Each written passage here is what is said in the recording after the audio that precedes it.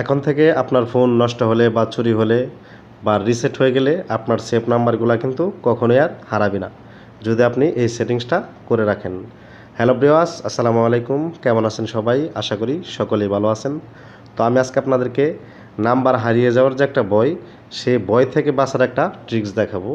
আপনারা চাইলে খুব সহজে যদি আপনার এই সেটিংসটা করে রাখেন, তাহলে কিন্তু কখনোই আপনার সেভ নাম্বার হারাবে না। আপনার ফোন হারিয়ে গেলে, চুরি হয়ে গেলে, নষ্ট হয়ে গেলে, ঠিক আছে, নাম্বারগুলো কিন্তু আপনি নতুন করে একটা ফোনে যখন ফোন হাতে নেবেন, পরে কিন্তু আপনি সেই ফোনে কিন্তু সেই নাম্বারগুলো পেয়ে যাবেন, যদি একটা ছোট্ট একটা ট্রিক্স আপনারা অবলম্বন করেন।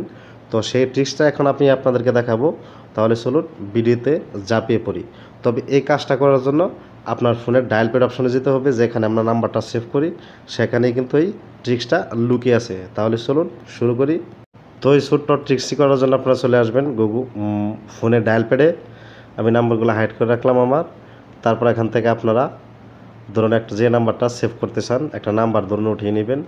একবার করলে পরবর্তী আর করতে হবে না, শুধু একটা নাম্বার সেভ করার সময় ট্রিক্সটা অবলম্বন করবেন, ঠিক আছে? তো ধরুন আমি একটা নাম্বার এখানে উঠিয়ে দিব। উঠিয়ে দেওয়ার পরে দেখতে পাচ্ছেন অ্যাড টু কন্ট্যাক্টস, যেখানে দিয়ে আপনি আপনার নাম্বারটা সেভ করবেন। তো আপনি সেখানে চলে যাবেন। তো ধরুন ক্রিয়েট নিউ কন্ট্যাক্টস, আমি ওখান থেকে নাম্বারটা সেভ করব। আপনার ফোনে যেভাবে সেভ করেন আপনারা সেই অপশনটাতেই চলে যাবেন। তো আপনি কন্ট্যাক্টটা সেভ করার জন্য চলে আসবেন। তো এখানে কিন্তু আপনার গোপন সেটিংসটা রয়েছে। তো এখানে দেখতে পাচ্ছেন স্টোরেজ লোকেশন, ঠিক আছে? আপনি এখানে একটা ক্লিক করবেন।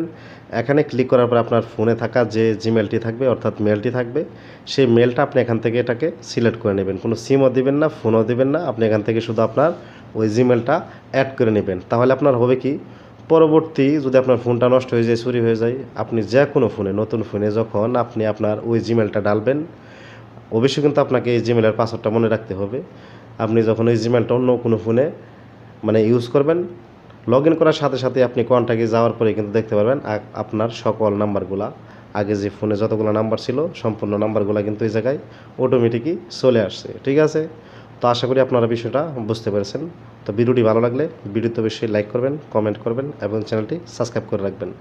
ভিডিওটি কেমন হয়েছে অবশ্যই কমেন্ট করে জানাবেন। তো আজকের মতো এই পর্যন্তই, দেখা হবে আবারও নতুন কোনো ভিডিও নিয়ে। সে পর্যন্ত সবাই ভালো থাকবেন, সুস্থ থাকবেন। আল্লাহ হাফেজ।